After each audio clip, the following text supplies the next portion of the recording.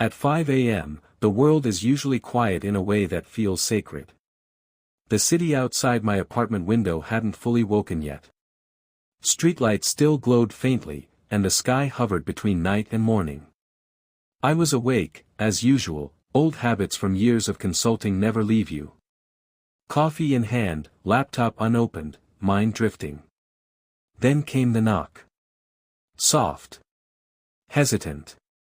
Almost apologetic. I froze. No one knocks at 5 a.m. unless something is wrong. I checked my phone, no missed calls. No messages. The knock came again, a little firmer this time. I moved toward the door, heart pounding for reasons I couldn't explain. When I opened it, I wasn't prepared for who stood there. It was Elena Ward. My CEO. Barefoot. Hair undone. Eyes red, like she hadn't slept, or had cried herself dry and kept going. She wasn't wearing the sharp suits that ruled boardrooms.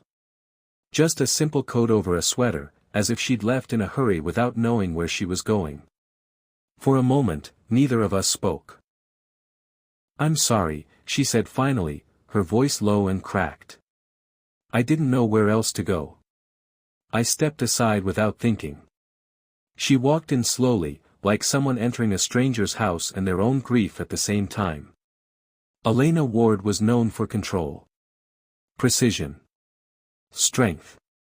The woman who could silence a room with a look. The woman who had just finalized her divorce 3 weeks ago, according to office whispers I pretended not to hear. I poured her coffee. My hands shook more than I wanted to admit. She didn't touch it. "I wasn't supposed to fall apart," she said quietly, staring at the floor. "Everyone expects me to be fine." Silence filled the room, heavy but not uncomfortable. The kind that carries truth if you let it stay. "I drove around for 2 hours," she continued. "Past my old house. Past the office. I realized I didn't want to be alone. And then I thought of you. That surprised me." "I don't talk much," she added quickly. "But you listen. You always have." I sat across from her, unsure of my role in this moment.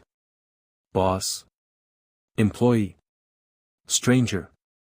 Or just human? She took a deep breath. "My marriage didn't end because of betrayal," she said. "Or screaming fights. It ended because we stopped being honest.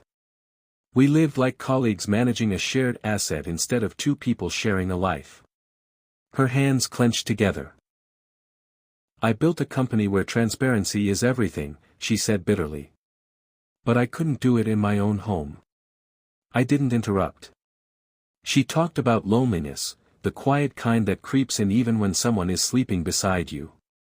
About success feeling hollow when there's no one to share the silence with. About waking up at night and realizing she had nowhere to put her fear. "I'm terrified," she admitted. "Not of being alone. But of being seen like this." She finally looked at me then. "I didn't come here for comfort," she said. "I came here because I needed to tell someone the truth." The sky outside began to soften. Dawn crept in gently, as if the world was giving her permission to breathe again. "I don't need fixing," she said. "I just needed to say it out loud." I nodded. "I know what that's like," I said quietly. She smiled faintly, just enough to show gratitude. We sat there as the morning arrived. No touching. No dramatic declarations. Just two people sharing a fragile moment before the day demanded strength again. After a while, she stood. "I should go," she said. "I didn't mean to cross a line." "You didn't," I replied honestly. At the door, she paused. "Thank you," she said. "For not turning this into something it wasn't." After she left, my apartment felt different. Not empty, but changed. Like something heavy had passed through and left clarity behind.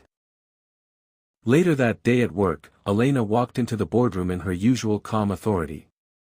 No one would ever guess she had been at my door at dawn, confessing fears she never showed. The world. She caught my eye briefly and nodded. No words were exchanged. But something had shifted. Not love. Not romance. Understanding. And sometimes, that's the beginning of healing.